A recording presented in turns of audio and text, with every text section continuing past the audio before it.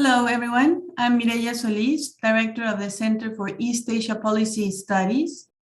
It is a pleasure to welcome you all to today's webinar, Becoming a Digital Power, Japan's Quest for Domestic Transformation and International Influence.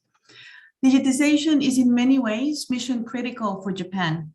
It will play a large role in how Japan adjusts to profound demographic change with the aging and contraction of the population.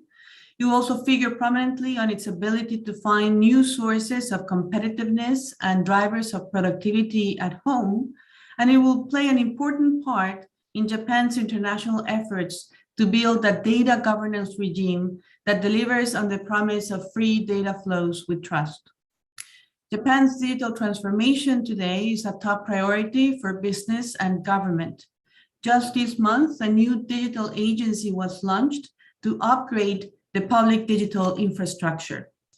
So the purpose of today's webinar is to take stock of these developments and discuss the opportunities and obstacles ahead for Japan to realize its own domestic digital transformation and to influence the rules of digital governance at a time when there is the risk of fragmentation of the international digital ecosystem. So we are very fortunate to have a leading group of experts who will help us understand this complex set of issues. I will introduce them briefly in the order in which they'll provide brief opening remarks. Keita Nishiyama is a visiting professor at the Institute for Future Initiatives of the University of Tokyo. Mr. Nishiyama had a distinguished career in the Ministry of Economy, Trade, and Industry, where he was Executive Managing Director of the Innovation Network Corporation of Japan and Director General for the Commerce and Information Policy Bureau, among other positions. Nishiyama-san will speak today about Japan's digital strategy and its implications for e-government and e-governance. Ulrike Scheide is Professor of Japanese Business at the University of California, San Diego, School of Global Policy and Strategy. She is the director of the Japan Forum for Innovation and Technology, or Japan Zoominar, which I highly recommend to anyone who wants to follow current issues on Japan. Dr. Scheide's most recent book, The Business Reinvention of Japan, How to Make Sense of the New Japan, is the winner of the 2021 Masayoshi Ohira Memorial Prize. She will discuss how the Japanese business sector is tackling the digital transformation. Mihoko Matsubara is Chief Security Strategist at NTT Corporation, where she is responsible for cybersecurity thought leadership. She served at the Japanese Ministry of Defense before pursuing an MA at SAIS. Her 2019 book on cybersecurity won an award by the Okawa Foundation for Information and Telecommunications. And Matsubara-san will talk about Japan's cybersecurity readiness in undertaking the digital shift. My colleague, Joshua Meltzer, is a senior fellow at the Brookings Institution, where he leads the Digital Economy and Trade Project and co-leads the Forum for Cooperation on AI. Dr. Meltzer will speak about Japan's role in international digital governance and US-Japan cooperation on digital rulemaking and AI standards. So as you can see, we have a terrific group of experts, and they'll start by sharing some views on these important issues, and then we'll have a moderated conversation. So without further ado, Nishiyama-san, please go ahead. Thank you, Mireya, for kind introduction. So I have 7 minutes to speak on the topic. So I divide the topic in two agenda. One is for domestic transformation, and second is, of course, international influence of Japan. On the first topic, the thing I would like to say is, well, if you look at the personal level, not myself, but average Japanese people level, I think they're very adaptable to new technology, including digital technologies at personal level. As you know, we are very accustomed to robots or robotics from manga or animation. So we have no sort of psychological obstacles to make use of those technologies. And on the industry side, of course, you can say that, yes, we may not have GAFA, but if you look at component or equipment level, we still have many world-class equipment manufacturers or component manufacturers, such as image sensors or the equipment which are necessary for semiconductor production. So what our challenges? I would say our challenges reside with the sort of organizational transformation, or more specifically, corporate transformation, because Japanese organization or Japanese corporate structures are more or less designed as vertical integration. It's not horizontal. And because we were very good at improving skills at corporate level, we call it Kaizen. Therefore, it was rational at that stage to the people stay in the same company and improve their skills and make friends within the company and cooperate each other. But the problem is digital technology has a nature of sort of horizontal nature, which is shared by different organizations. So vertical integrated organizations do not fit digital technologies. We call it sort of layered structures because digital technologies are stacks, many layers. So we have challenges to incorporate these structures within our traditionally vertically integrated structure. Second thing is on digital agency. I personally really have a great hope for digital agency because it relates to the fact that our organization, including government, is really a vertical structures. Digital agency is, without saying, it's a horizontal agency. It looks at the digital technology, digital systems of any line ministries horizontally. And I think they have three advantages. One is, I'm repeating myself, but they have the power to look at digital systems horizontally because they have the power to check the procurement of digital technologies of line ministry. So they have power. That's the first thing. Second thing is they have recruited talents from private sector. That's again something new because, like myself, I retired from government last year, but I was essentially in Japanese government for 35 years. But about 1/3 of people, about 200 people are coming from private sector to digital agency. So that may create some frictions that will certainly transform the culture of Japanese bureaucracy or government in general. That's my hope. And finally, I think the core members of digital agencies have what I may call the architectural thinking, in the sense that they have a philosophy that digital technologies need to be built in at layered structures, not a vertically independent structure. So that's what I call architectural thinking. And they are working very closely with the professionals of architectural thinking, architectural design. So that's, I think, the third strength of digital agency. Though that's the reason for the strong expression. And finally, I'll slightly touch upon the international influence, and that's from my personal experience, because in 2019, I was a Director General, which was responsible for coordinating G20 Digital Minister meeting. And I really feel that Japan is well positioned to coordinate the countries with different interests, different backgrounds. And maybe if we had weakness in the past, we are more timid to say something umbrella concept or big concept.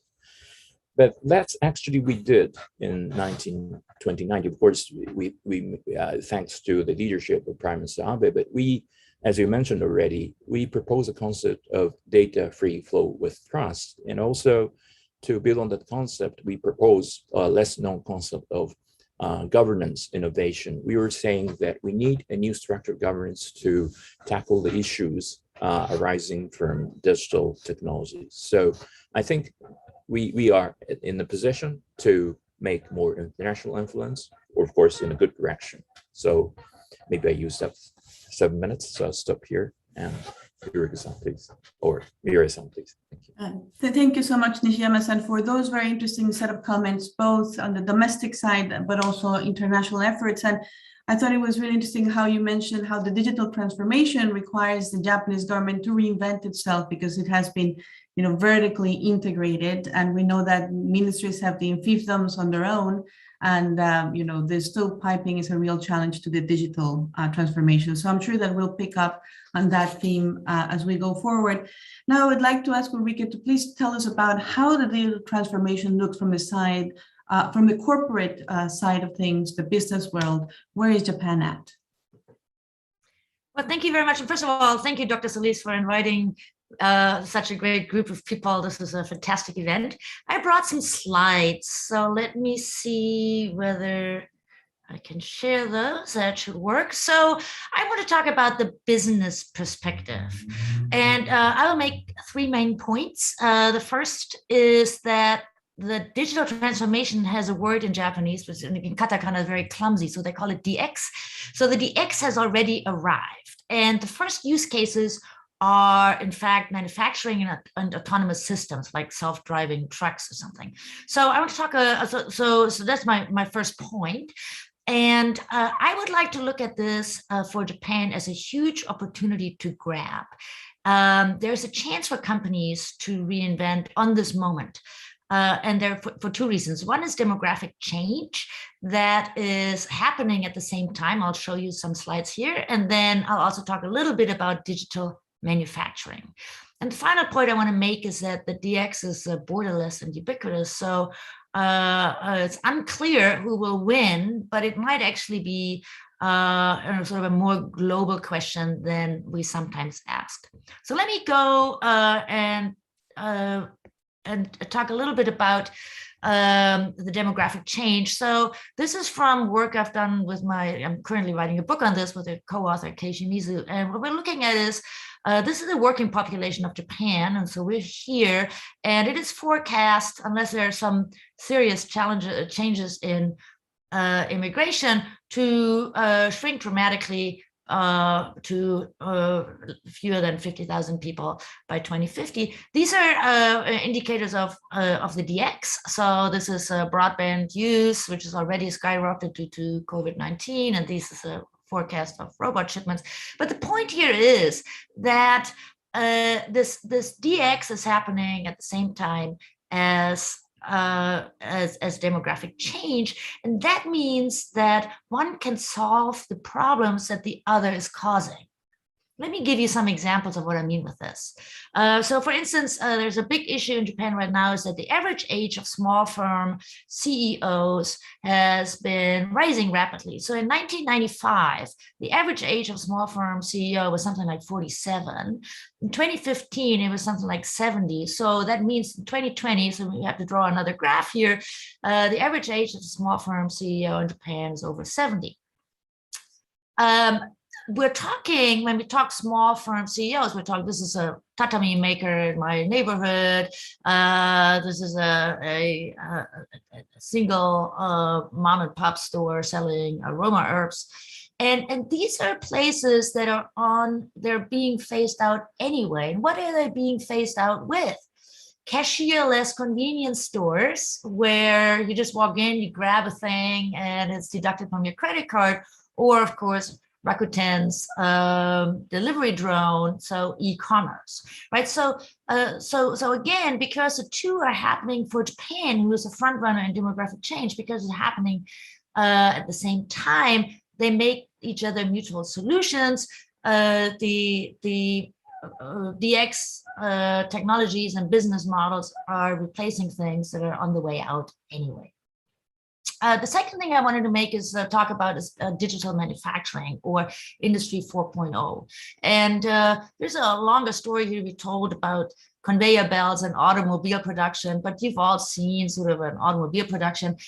Currently, this automobile production is governed by what is called an automation pyramid, which has several layers of software.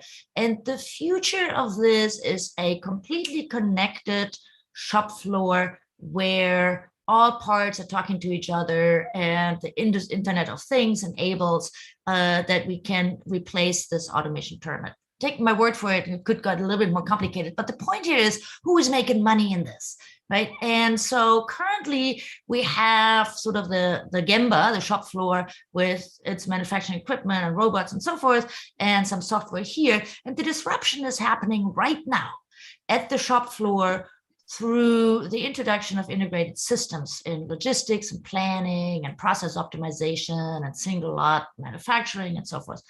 And on top of that, eventually in the future, we will have the cloud with its big data and AI and so forth. However, that's far into the future. The disruption that's happening right now, the DX in the manufacturing world, is happening on this advanced equipment and advanced software solutions.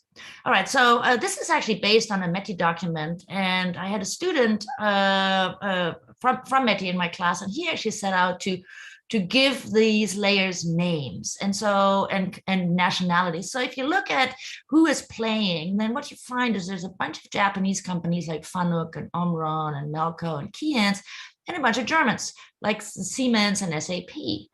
There's a little bit of America in here, more or less no China. This is a play that is played by German and Japanese companies. And if you look at the disruption, then again, we get Germany and we get Japan. And then KUKA was bought by originally a German robotics maker, bought by a Chinese company. GE has left this race. So, so the point here is the disruption is happening now in manufacturing, and it is actually happening with players from Germany and Japan. What we're talking about, Amazon and Google and so forth, that's still in the future. So, and there's also SoftBank and Recruit playing together with also, of course, Alibaba and Huawei. All right, so the point here is the destructions happen. There's also, by the way, some Japanese play in the cloud, as I just mentioned. We're going to talk about ORAN soon. There's also a joint venture between SoftBank and Toyota that is doing some very interesting things in Southeast Asia. So that's for another conversation maybe, but I just wanted to mark this. So what we, Nishiyama-san just said, we often hear there is no GAFAM in Japan. And I would like to challenge that, right? And say, is it actually true? And by the way, even if it were true, does it matter? There are lots of companies in Japan that actually play there, right? And then I want a final note, and then I'll stop. So the fax machine has become the symbol, right, for how Japan is behind. And I think actually that's a really interesting case. First of all, it is true there's lots of paper in Japan, but the fax machine is actually also in every US office. You may not see it anymore, but did you know that these copy machines that we have in our offices are actually now fax machines? So this idea that Japan would be better off if all government offices threw away the fax machine is a little bit not quite right, because US offices also all have fax machines. But there is something wrong in the Japanese office, right? So this is like what Nishiyama-san's former office kind of looked like, right? So there's a lot of paper here, people sleeping, and there's no space, there's overcrowded. So definitely there are some problems in the clumsiness of the office processes, right? And the fax machine has taken sort of a symbolic role in this. And so I completely agree with Keita. It's a thing about change within the organizations. So my time is up. So let me just stop here. The digital transformation has arrived. Japan is a global frontrunner in demographic change, which makes this an opportunity. And we have no idea who's going to win in this. So this will be very interesting to pursue further. Thank you. Thank you, Ulrike. That was fantastic. And, there's so many things to follow up in here, but one clear takeaway is to think about demographic change not as a story of doom and decline, but actually an opportunity precisely because of that intersection of when the technologies are hitting and when these demographic processes speeding up. Second, the very, texture discussion of where the advantages in Japanese advanced manufacturing are, and that there are cloud competitors.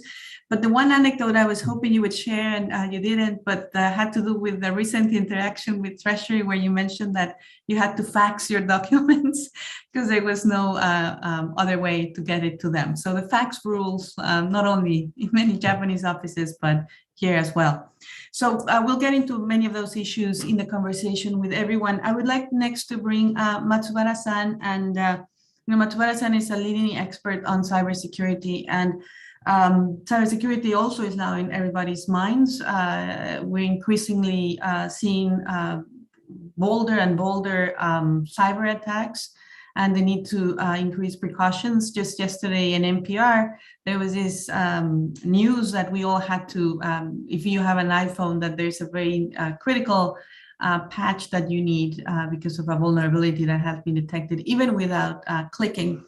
And I know that this is a topic, therefore, that's very important for Japan as it considers and it's embarking in its digital shift. So Matsubara-san, could you please tell us about where Japan stands in terms of the cybersecurity side of the digital transformation?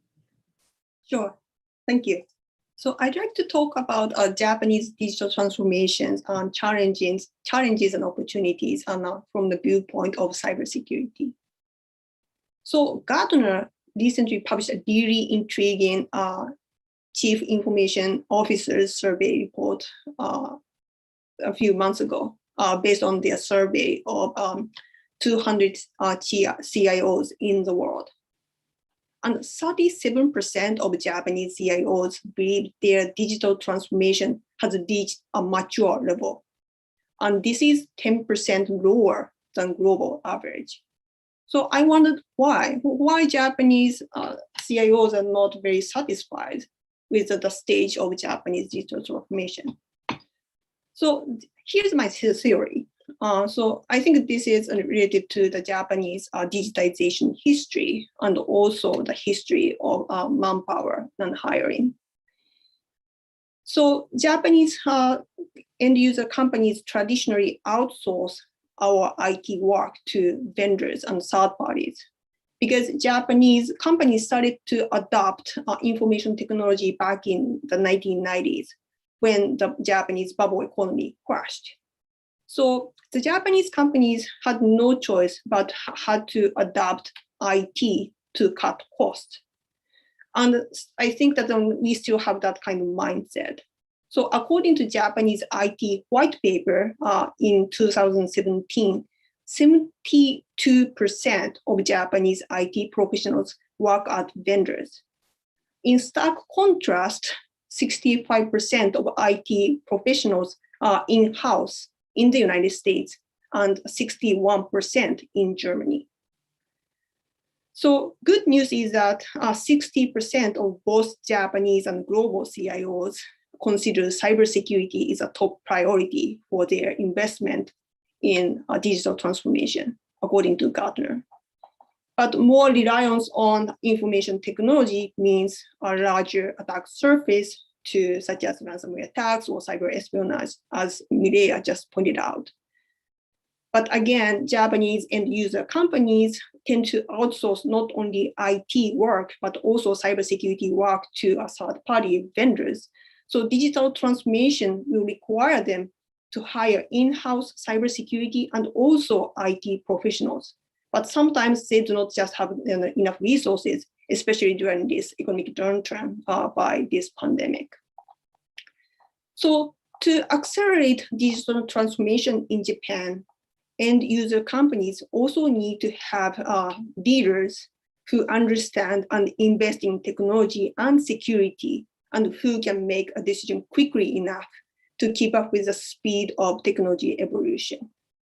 Sometimes they are even required to launch totally new services, thinking outside of the box to be competitive and to survive in the market. So I'd like to introduce one Japanese company which Ulrike didn't talk about, and and then she shared then wonderful examples and really encouraging Japanese evolutions in the digital transformation, and I really appreciate that. So, for example, Sompo, which is the second largest property insurance company in Japan, has been pushing digital transformation since 2016. When they hired Chief Digital Officer Seigo Narazaki, who used to work in the Silicon Valley in the United States, and his motto is disrupt or be disrupted. And then he changed digital transformation or die, because it is impossible to survive in the business environment otherwise. So Sompo's projects used to be just focusing on insurance because that's their main business is. However, now their business operations are now very diversified to include open innovations in the Silicon Valley and Israel, as well as cybersecurity services.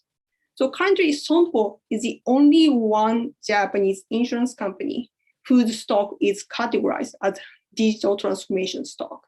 This is amazing. And the 5G or 6G or beyond technology will further enable Japanese companies to promote digital transformation by connecting more devices to the internet and offering value-added services and big data, such as mobility, financial, and healthcare. It means security by design and supply chain risk management will become more complicated, but also will become more important than ever. And I'm really encouraged to see these statistics that 60% of Japanese companies are now very mindful of supply chain risk management. And they include cybersecurity questions and requirements in their contract documents, according to the Japanese Information Technology Promotion Agency under the MERI. So still, there is no specific definition of security by design. Of course, everybody is now talking about, oh, security by design is so important, but what is that? So 5G, 6G, or beyond will make the attack surface bigger, and countries, including Japan and the United States, need to start discussing how to incorporate security by design, not only to IT devices or 5G or 6G technology, but also to incorporate in our business operations and service projects. But my final concern is a global trend of deteriorating security during the pandemic, as Mireya pointed out. So HP recently published an interesting report. So 91% of IT leaders in the world have felt that pressure to compromise on security during the pandemic to prioritize productivity. And 31% on young workers between 18 and 24 years old have even tried to bypass corporate policies to get work done. 80% of IT people said that security was becoming a thankless task as no one listens and no one cares anymore. This is devastating because now we are relying on IT and digital transformation more than ever.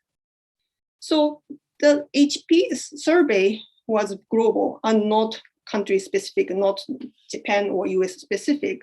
Yet because Japan and the United States and also Germany are now accelerating the digital transformation, we need to be very mindful about how to incorporate security in the process of digital transformation. The two allies from the government and industry should discuss the digital generation gap as well for the better digital transformation and also security, and also for the better and free and open Indo-Pacific. Thank you. Thank you very much, Matsumoto-san. That was also really terrific. I learned a lot, and very interesting points about the need to boost the IT capabilities of firms, how CEOs are looking at this challenge, but also I thought was very interesting how the pandemic shock has altered the equation, both because it has created tremendous demand for digital services, and we are all teleworking, but also how we feel tempted to cut corners. And we spend so much time now online that the risks are higher. Later in the discussion, I also was thinking when you mentioned the deteriorating environment and how cyber attacks are becoming more frequent and more audacious, I would be interesting to discuss how Japan is dealing with, state-sponsored cyber attacks or foreign attacks on its infrastructure and so forth. So I would like to pocket that one later for in case we have a chance to address that.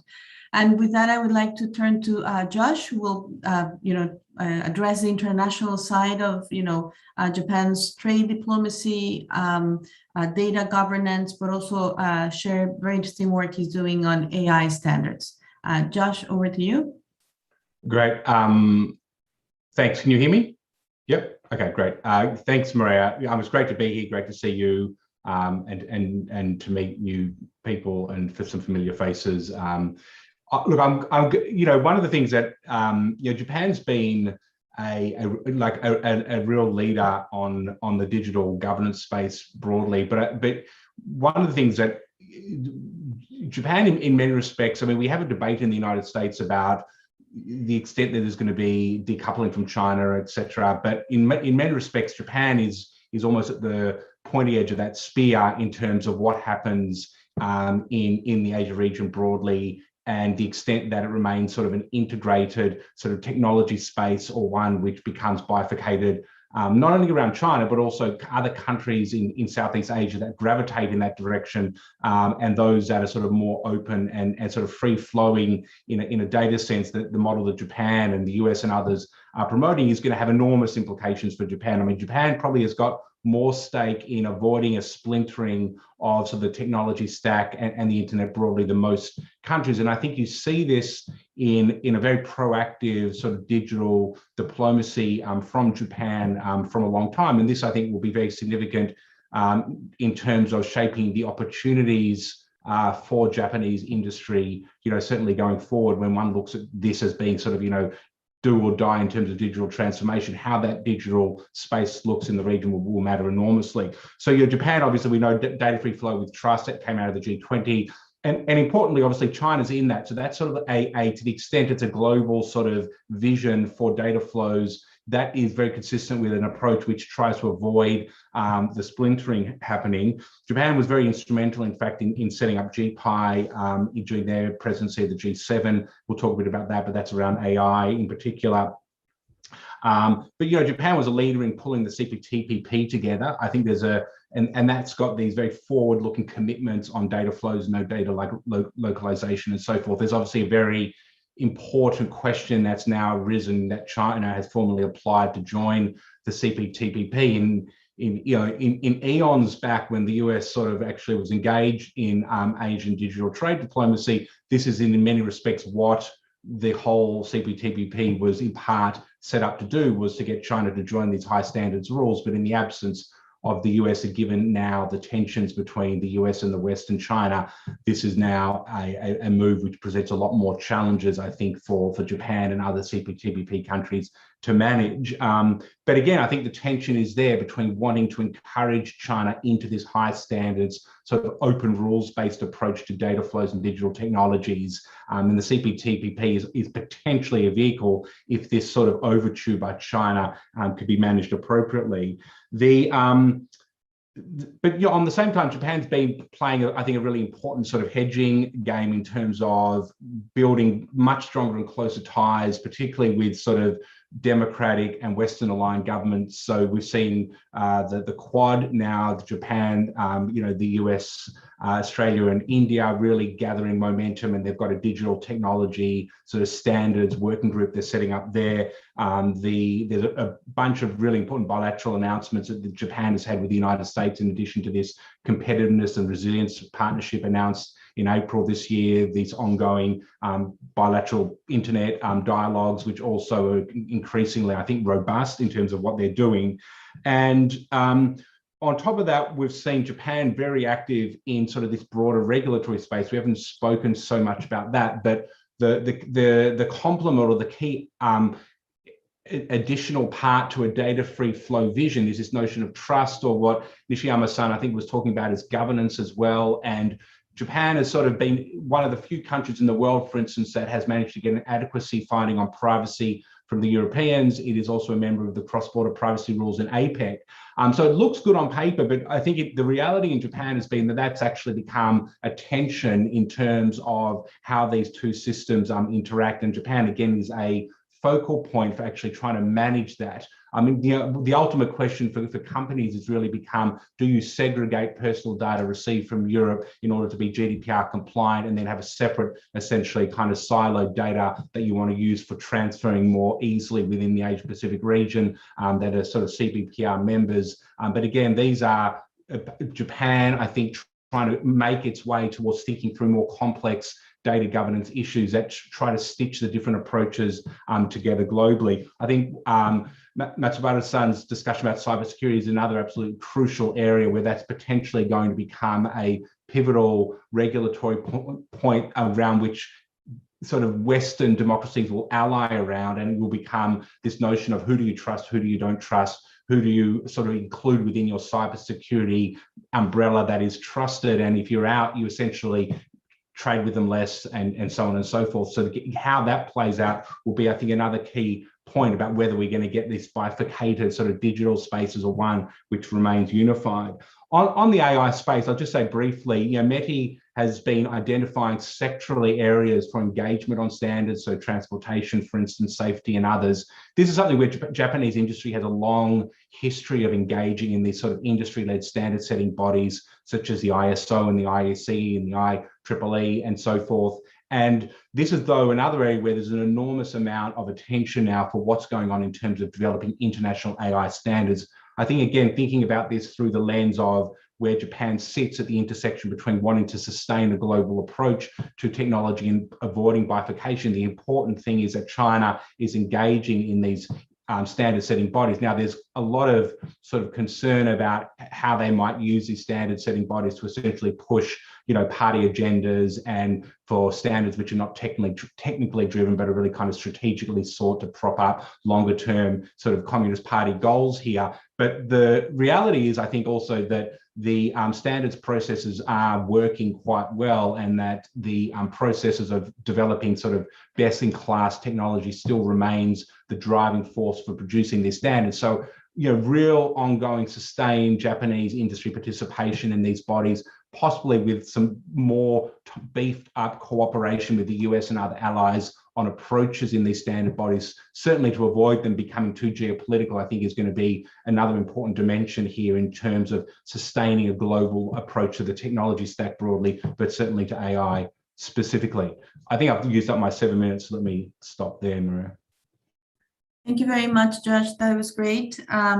I was very intrigued, and I agree with the point you were making on the challenges of trying to be a bridge between different regulatory approaches, and how you handle data coming from Europe and how you handle Asia Pacific privacy standards. And there's great merit in trying to be the integrator, but there's also, I imagine, challenge when you have these different approaches that you're trying to bring together.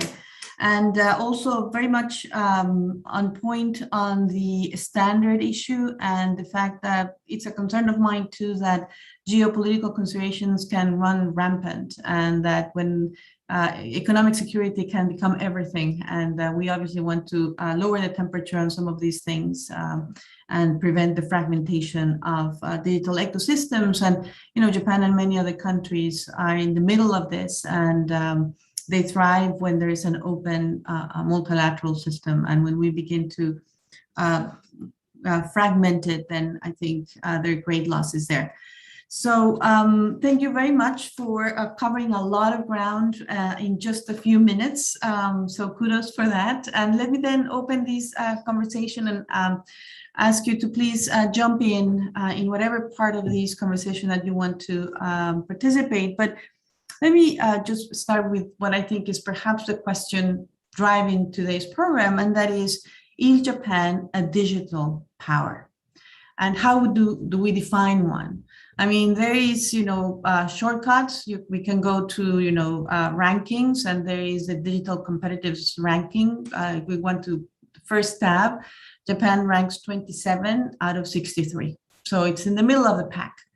But I think it gets more interesting when you begin to see in which areas in that index Japan excels, and in which areas Japan is actually very weak. And, I think this resonates with some of the points Ulrike was mentioned. And when you think about robotics, automation, manufacturing, Japan, Monozukuri Japan, the Japan that's very good in craftsmanship, still stands out. But when it comes to the human capital, the IT professionals that I think Matsubara-san was also referring to, or bringing foreign professionals and having a talent pipeline built into in higher education, then I think it's where some of the Japanese challenges begin to shine. We can also, there are a number of indicators, and again, this might not be the right way to read this, but, cashless payments, you compare Japan to China, and clearly people still carry a lot of cash, and that might be changing. The use of e-government services, I think Nishiyama-san, that's why the push for the digital agency, because there's very little uptake on digital services. So, and then on the international sphere, Josh, you were saying, yes, Japan has pushed this digital data with trust, but trust is a very scarce commodity these days in international politics. So how far can you really take this? So I welcome your assessments to the very simple, but I think important question: is Japan a digital power or not? Ulrike, go ahead. Yeah, so let me take a first shot at this, and I'll be curious to hear what the others have to say. But I think right now nobody is a digital power. Mm-hmm. This is just happening, right? So we don't know. I think where Japan stands out is how much it is a topic. So you could not open a Japanese newspaper today, or these days, and not have the X on the first or second page. And I don't see this kind of discussion of the impending digital transformation in either Europe or the United States. So in terms of where Japan is ahead is, I think that to use this moment as a goal to make big changes is an activity that I think Japan has fully embraced. Right, rather than fear it, it's like so. And then we've seen this in the past when Japan likes deadlines and goals, and so the Olympics was supposed to be a goal, and that kind of came and went. But the digital transformation is sort of a goal to make a lot of changes, and this is being addressed. So I don't know of any other country that has actually established a digital agency already, other than Japan, right? So in terms of effort, Japan gets an A. In terms of being able to push this, because of the things that Keita was talking about, which is that this deeply rooted or deeply entrenched sort of processes that actually have to change. It might take a while to change companies around, or even to change government and switch to a different way of thinking about what software can do for us. But in terms of effort, I think Japan really is at the front of the pack.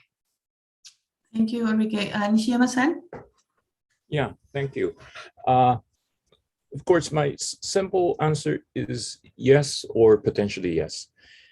And the reason is coming out of the Japanese positions in two areas. One is, as I already mentioned, I think when you use the term digital power, and particularly in the multilateral setting, is that country, does that country have a sort of influence over sort of rule making or consensus on the future agenda in digital area?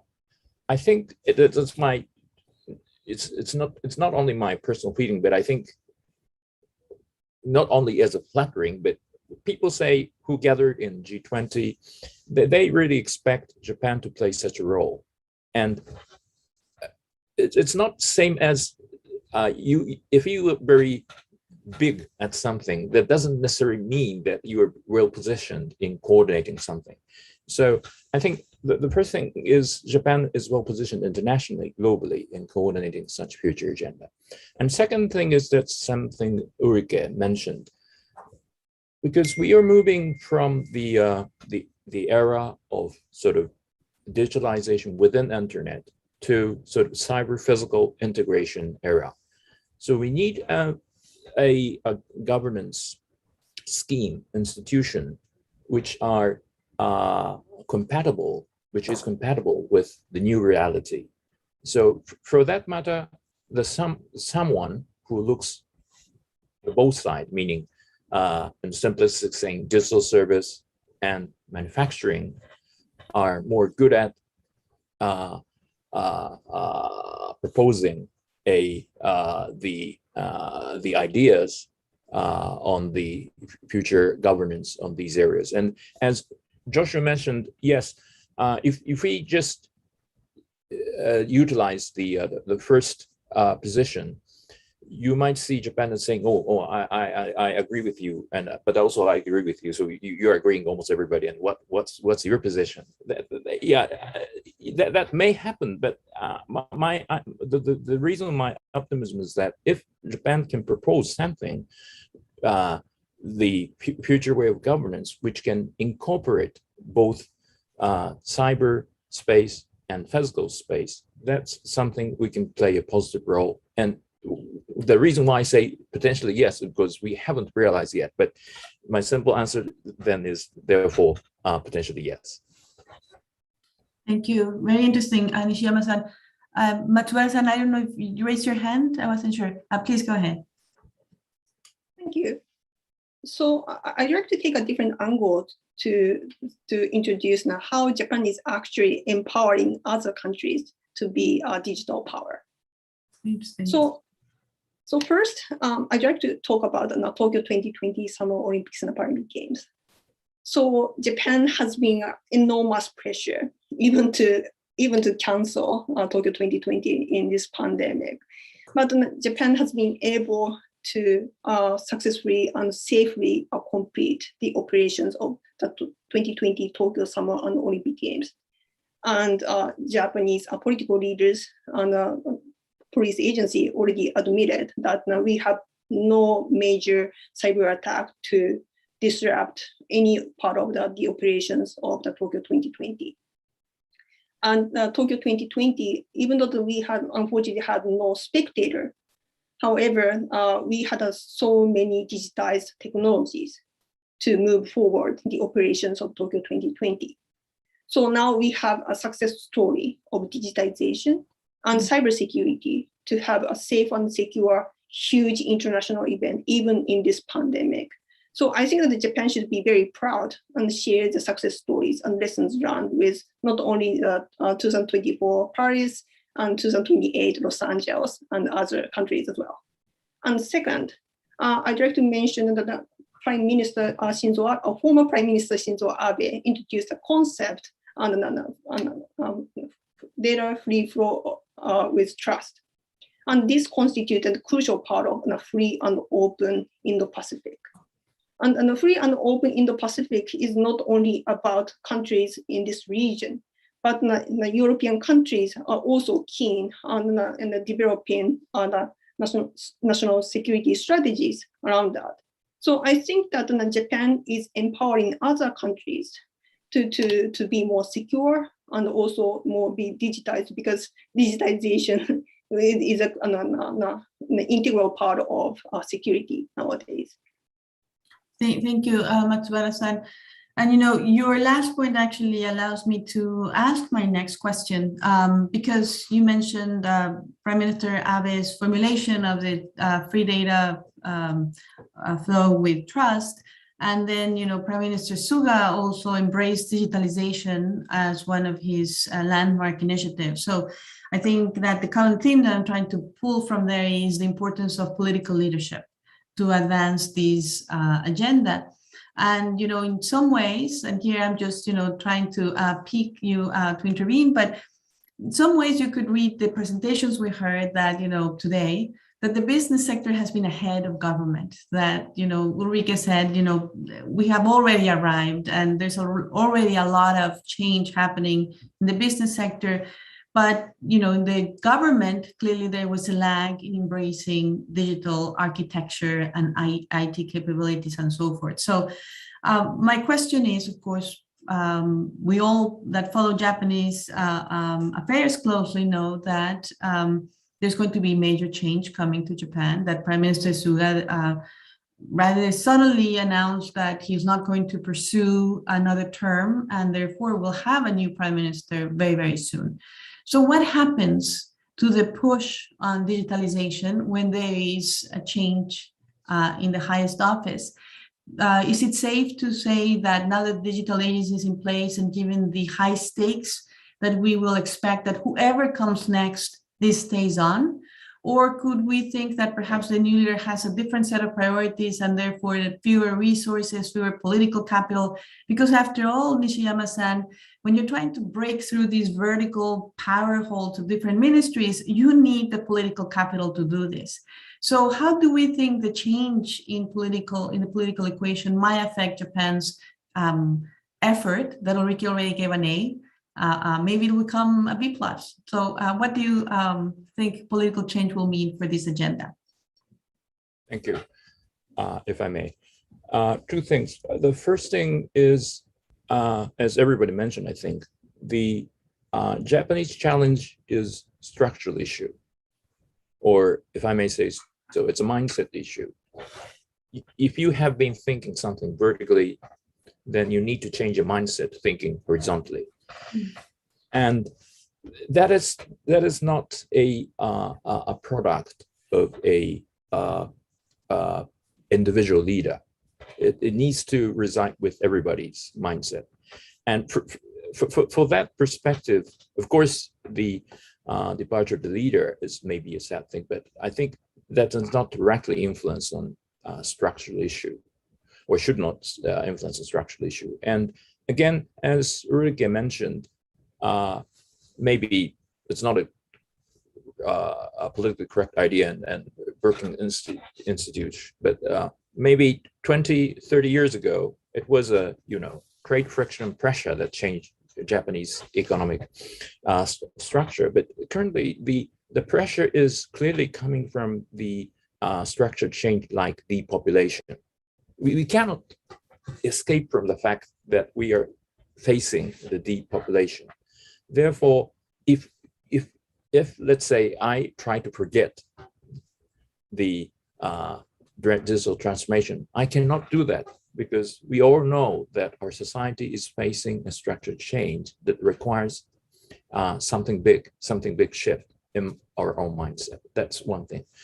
But at the same time, the second thing, as you kindly mentioned in the data free flow with trust, of course, we need certainly a political leadership to engage with foreign countries on specific concept or idea. So for that matter, of course, I don't know who will be the next prime minister, but we certainly expect that next prime minister also would have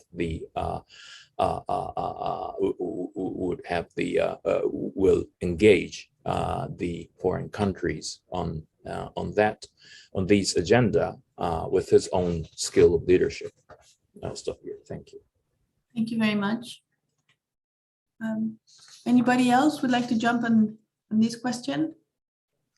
Could I ask a question? I don't know whether Keita would be willing to answer this, but what strikes me as the big challenge with the Digital Cho, which is the digital agency, is that the vision, certainly that Prime Minister Suga had, is that it could actually begin a complete reorganization of the Japanese government by reallocating industries, for instance. So in agriculture, the farmer of the old is going to go out, and agriculture is going to become an AI and machine learning controlled vertical farming, where the farmer of the future is very highly educated a chemist, an engineer. So why not make the Ministry of Agriculture part of the Ministry of the Economy and Trade and Industry, right? And so the digital agency has an opportunity to reorganize the entire government. And how likely is that going to happen, Keita? Would you put some bets on whether that's actually going to happen or whether that's going to fall by the wayside? Well, as I mentioned, I only have a huge expectation that will happen. As Ulrike mentioned, but two things. One, for any country, this digital transformation requires a 5 to 10 years. You cannot accomplish everything in 1 year, even with the best leadership. It cannot happen. And I always take example from India. They have a digital platform system which is called India Stack. Actually, they took 10 years, and it took 2 prime ministers from different background, one from previous Prime Minister Shin, and current Prime Minister, to build this structure. So it needs time. But secondly, it needs a plan, of course. And the why I point out the need of the plan is, again, architecture is by nature, India Stack is actually, of course, we don't explain it in this English environment. I always explain to Japanese people, stack is horizontal structures. So it's not like, I understand that the idea of why don't agriculture move into some other ministry? So, but my theory is we need to have a imagination of the future government, not in the horizontal line ministries that A division moves to B or B, C combines, but rather you need to think, if you think of the future of the government, what are the stacks or the layers, the architectures they require? And I believe that there are certain people in the leadership of digital agency who tried to accomplish that. Of course, not in the short term, but in the long term. So that's my sort of expression, my huge expectation. Thank you, Nishiyama-san. And let me just move it into the next question because I'm mindful of the time, and Josh actually has to leave soon. So I want to ask a broad question for everyone on US-Japan cooperation, but I'll probably give Josh the first go at that. And we hear a lot these days about tech democracies. I think that has become a really important framing of the merging of geopolitical and geoeconomic interests, so to speak. And the idea is that these tech democracies can cooperate on supply chain resilience, on emerging technologies, and maintaining high standards for the digital economy. And we know that this has become very important to the US-Japan dialogue, and the leaders meeting, it figured prominently. There was the launch of the competitiveness and resilience partnership. That's how it was framed in that communique. And again, 5G and Open RAN, supply chain resilience, cyber, digital connectivity in third countries. We now have a very full agenda in the US-Japan landscape. But that doesn't mean that cooperation is always easy and smooth. So I want to ask, what are the opportunities and what are the challenges in realizing this ambitious set of objectives? Where are the US and Japan fully aligned, where they might have different ways about how you implement some of these initiatives, where their interests might not be as clearly convergent? So Josh, why don't you get us started on this question? Sure. Thanks. And let me just preface this by saying that I think Japan is, to your earlier question, is undoubtedly a digital power. But there are and Nishiyama-san and Ulrike have and everyone really has sort of outlined that there are challenges on the horizon. Clearly, I think the population bit is important. Talent, I think, is just fundamentally going to be key to how dynamic Japan is and innovative going forward. But if you look at Japan across broadband capacity, governance, rules, IP, cloud computing update, and so forth, they do extremely well. And to Nishiyama-san about convening power, the ability to pull together around key governance standards and visions for this is, I think, testament to that. And I think this is why also the US-Japan cooperation is really actually around building this out globally. I mean, the EU is a key partner as well, but they are in a slightly different place and present their own set of challenges. And in many respects, actually, technology has become central, I think, to so much of what drives now the bilateral relationship and cooperation in that front. But the way these ultimately work is these only work when the partners themselves are capable domestically.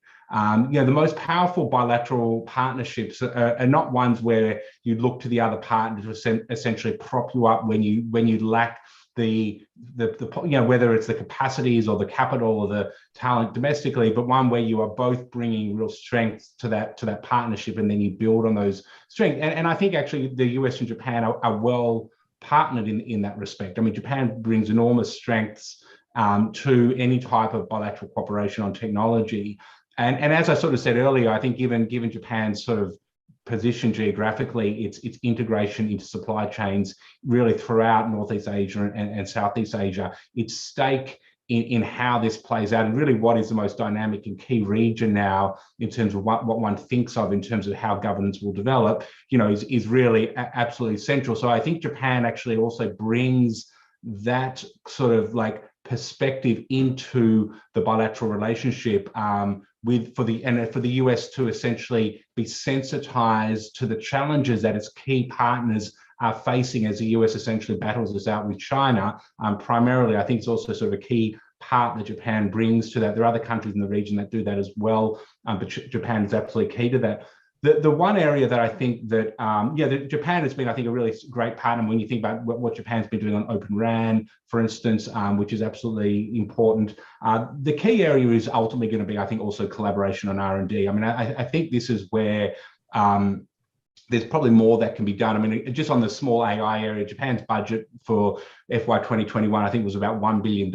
I think, this is not only just about spending money, but I think that this is, AI R&D has inherently always been a distributed sort of research-driven effort. It's still, despite all the attention, a very much an emerging technology where innovation and basic R&D remains key. The US is really scaling in that area, and I think that's one area where it is a focus of the bilateral cooperation. I'd like to see a lot of substance built around this. I think it's one area where both countries together can do a lot of good work. Josh, and I know that your time is short, but if I may, one focus question about the potential of US-Japan cooperation in the digital domain. It would seem that an obvious one would be to take their bilateral digital agreement and build that into a plurilateral agreement, or coordinate, in joining other digital agreements like the Digital Economic Partnership Agreement. What is your sense about the USTR or the Biden administration's willingness to undertake a digital trade negotiation with a greater degree of ambition? Look, I think that they, it's a strategic no-brainer for the US to re-engage, at least on digital, in the Asia-Pacific region, whether it is rejoining CPTPP, unlikely, but maybe pulling together some like-minded partners to do something new. I know that I think the Japanese would be very supportive of that, as would others in the region. I think it's hard for USTR to take that step right now, given how much of their trade policy is through this lens of worker-centric trade policy, and how do you explain, and what would you, at least the fundamental question is, what would you do that is not been done before in a digital trade agreement that would make it more worker-centric? And it's not an easy answer, but I do think there's a lot of attention being given to this at the moment, given, I think, the understanding in administration of how important it is for the US to re-engage on these issues. Thank you. So I would like to bring the other panelists: tech democracies, US, Japan, 5G, Open RAN, supply chain. Thanks, Josh. Semiconductors. I mean, the sky seems the limit. So what are your thoughts on where the US-Japan partnership is heading? Nishiyama-san. Yeah, thank you. Again, I was in the government. I was also directly involved in the 5G cooperation between US and Japan. And I think it is a very promising in the sense that the geopolitical situation actually matches the shift in technology. Because even if you want to cooperate something in technology area, if the nature of technology doesn't match with what you would like to do diplomatically or geopolitically, that wouldn't realize. But you mentioned the Open RAN, and Open RAN is, as you know, it's a system where the 5G system will be divided in different modules and parts, and also tries to make sort of transparent each other mutually. So I think that it's a very good example why we call it a digital free world with trust.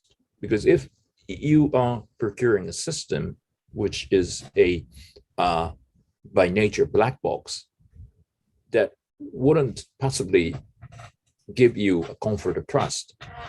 So what I'm trying to say is, in 5G cooperation, because its technology shifts matches with the geopolitical reality and also the possibility of the corporate strategy of US and Japan company. This is very promising.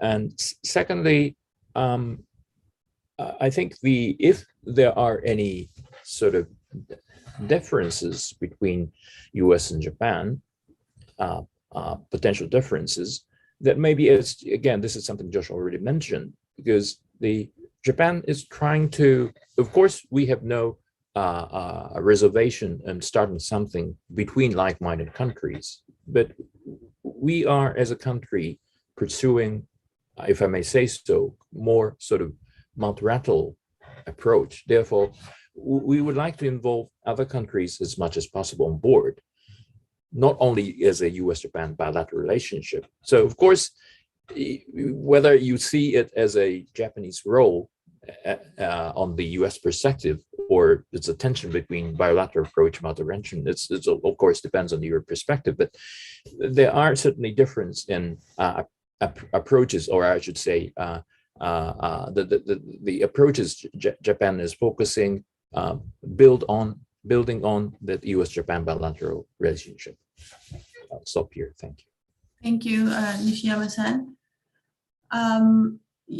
I would like also to bring questions from the audience. We have a lot of interest, so there have been several questions, and I'll try to group them because time is beginning to run short. There are two questions that I think have a common thread, and that has to do with the human capital question, and whether Japan has the right level of skills, engineers, IT specialists. So let me find, and I should probably put my glasses to find, oh yeah. So Ashok Ashta from the University of Kita-Kyushu asked the following question: what progress has been made since 2000, when then Prime Minister Modi visited India to woo IT engineers to work in Japan? At that time, there was a reported shortage of 90,000 IT engineers. How is the manpower or women power situation improved in these past 20 years? And if I can tag another question related to this, Betsy Matsunaga asked, what does the future classroom look like in support of the digital transformation? So how do we get the people with the right skills to enable the digital transformation? What is the situation in Japan? Any thoughts from the panel? Ulrike and then Nishiyama-san. Yeah, I'll keep it short. So I just looked at some of the data and some of the initiatives. So the Kante, the Cabinet Office, has announced a education reform, which Next, the ministry in charge, is pushing through. And it's a typical example of Japan taking forever to decide what to do. But once it's decided, it's actually pretty fast. So, so there is a decision now made that that the curricula will change. The universities are changing the curricula. All that said, though, to the first question, I think there is right now recognition in about every country that we are short IT skills, right? And so what I like to also point out is that Japanese companies, this is one of these areas where sometimes tradition helps you. Japanese companies, of course, given the tradition of lifetime employment, have always done training on the job. And so here, this is a moment where reskilling can actually happen on the job without a lot of resistance by the workers, because it's always been done, right? So the large Japanese companies have all already launched reskilling programs, and they're sending their, their various folks into classrooms, learning how to think about applications of AI in their particular area. So there's a lot of things happening. We'll not see the results anytime soon, but the action is definitely there. Nishiyama, thank you, Rika. Nishiyama-san, you had a comment? Yeah, thank you. Because the first question came from the India connection.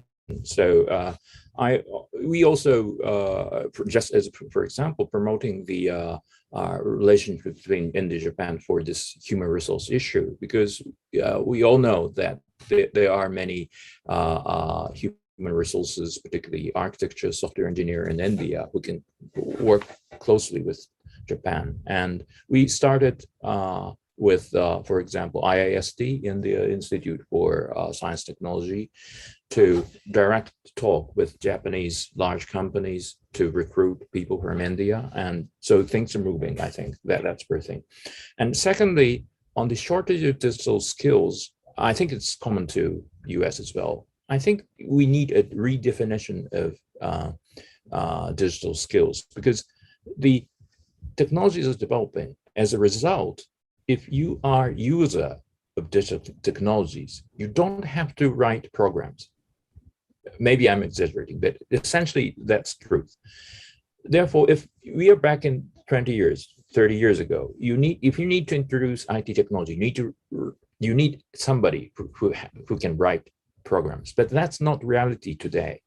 I just visited the manufacturing medium-sized companies in Nagoya region yesterday, but they use digital technologies. But that does not mean they write programs. They use Slacks and those preset tools to help their manufacturing process. Therefore, again, the Japanese people have an adaptability in such area, so that I think it's very quick if they change their mindset, that they can become a very good users of digital technologies in their gemba, factory or offices. Thank you. Thank you very much. Let me ask one more question. This comes from Tetsuro Hisano of Mitsubishi Heavy Industries of America. And he says, in order to achieve security by design, we need a security clearance system. It seems to be essential for the digital transformation, but there's no such security clearance system in Japan. So what challenge does that pose? What should be the next steps going forward? How do we achieve then security by design? Also, I can take that question. Mm-hmm.